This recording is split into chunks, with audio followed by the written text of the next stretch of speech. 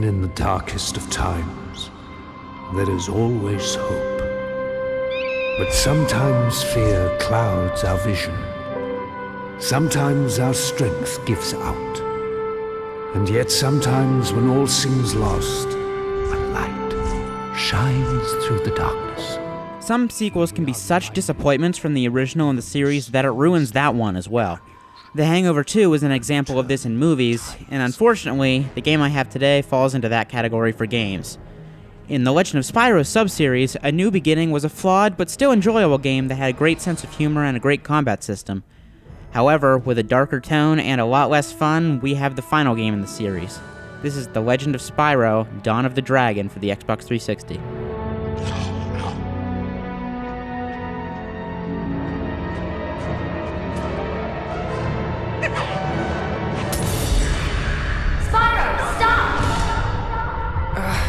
I can't.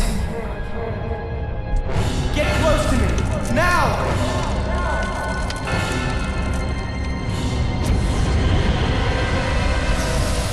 Being the final game in the Legend of Spyro series, our favorite purple dragon has grown quite a bit. He's still voiced by Elijah, joined by his friend Sparks, now voiced by Wayne Brady for some reason, but the game doesn't really hold your hand or recap any of the events of the previous games. If you haven't played the first Legend of Spyro game, you'll be completely lost, as this series acted as a reboot for the character. Spyro is also joined by Cinder, a darker female dragon who doesn't seem too thrilled about helping him.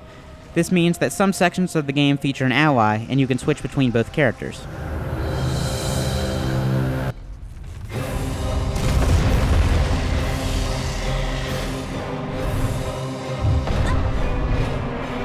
Gameplay in Dawn of the Dragon isn't drastically different from other games in the series.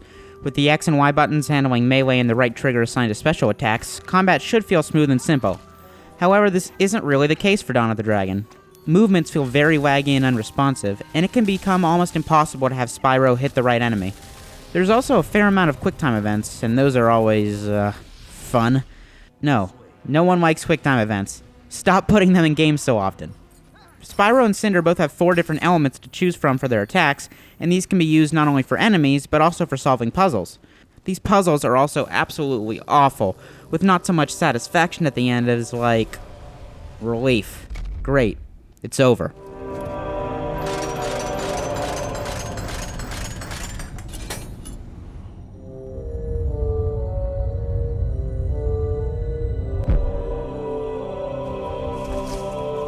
Now, the real problem with Dawn of the Dragon is the camera. In my New Beginning review, I mentioned how the camera was a real problem.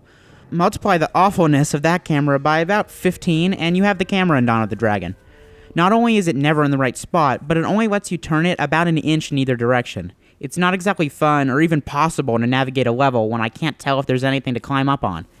Allied AI is also a real problem, with jitters and bumps often knocking you out of the way while they try to do something.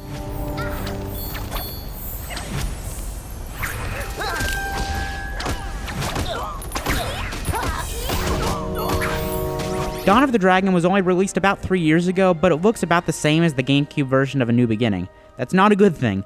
Character models look terrible, environments are bland, and just like A New Beginning, fire is the best thing to look at. Voices are still excellent, with tons of big-name actors doing roles.